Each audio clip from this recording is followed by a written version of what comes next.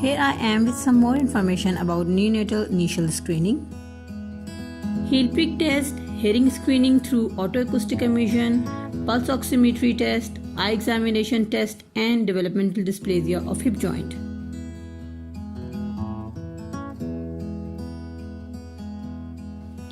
So, heel prick test is a metabolic screening program.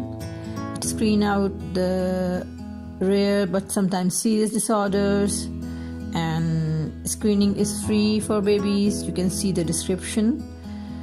So in this you can see a small blood sample is taken from the baby, from the newborn baby's heel, and placed it on a newborn screening card, and then dried and sent it to the laboratory for analysis under 48 hours.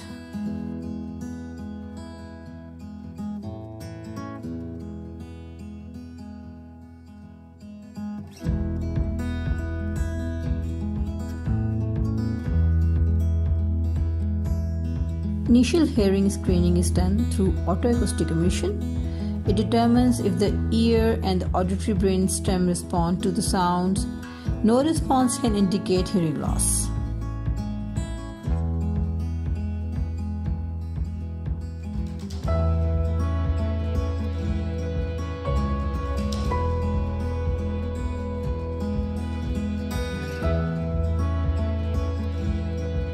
Pulse oximeter test. It's a sensor, measures oxygen in the blood and detects critical congenital heart diseases.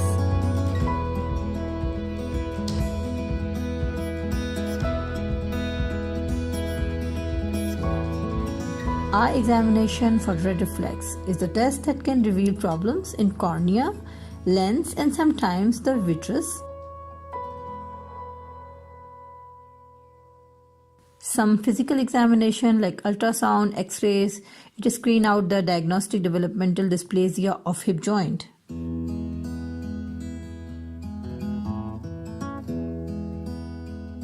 I would like to highlight the importance of NICU, Neonatal Intensive Care Unit, for medically fragile infants who are surviving instead of dying nowadays due to neonatal intensive care, and they receive special medical attention over there, and SLPs are often the team member that serve these infants and families.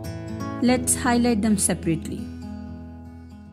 Infants with low birth weight or premature babies, medically ill infants due to neonatal jaundice, birth asphyxia, or respiratory distress syndrome, they are admitted to the NICU and they are cured over there with the specialized medical attention.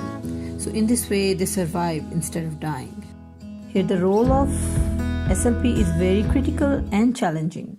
They work with a team of NICU, help optimize the infant's functioning in all areas, especially helps family learn appropriate communication, interactive behavior for optimal linguistic and cognitive stimulation. They also work with feeding and oral development and oral rehabilitation.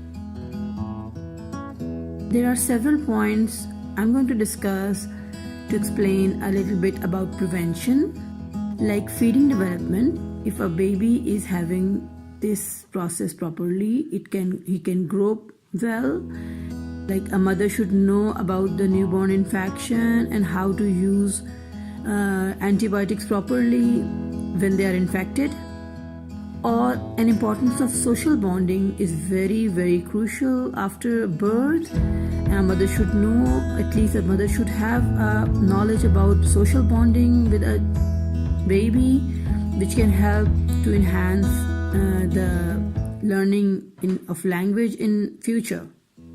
And the most important thing is early detection or identification of diseases. So as I have told you that there are so many screeners, and regular follow-ups can help you to identify if your baby is having any kind of sickness. So many tests and screeners are available to catch a disease before it starts. At least mothers of newborn should know about prevention and cure of newborn infections and management. Especially those born prematurely or low birth weight can easily be infected with harmful bacteria or germs before, during, or after birth. As everyone knows that prevention is better than cure. Several diseases are preventable and can be managed much better if identified earlier, or regular follow-ups with the doctors help you to assess child overall health and to identify the risk factor for any disease to be cured. I hope you are learning from this SLP drive. Watch the next videos for more learning. Thank you.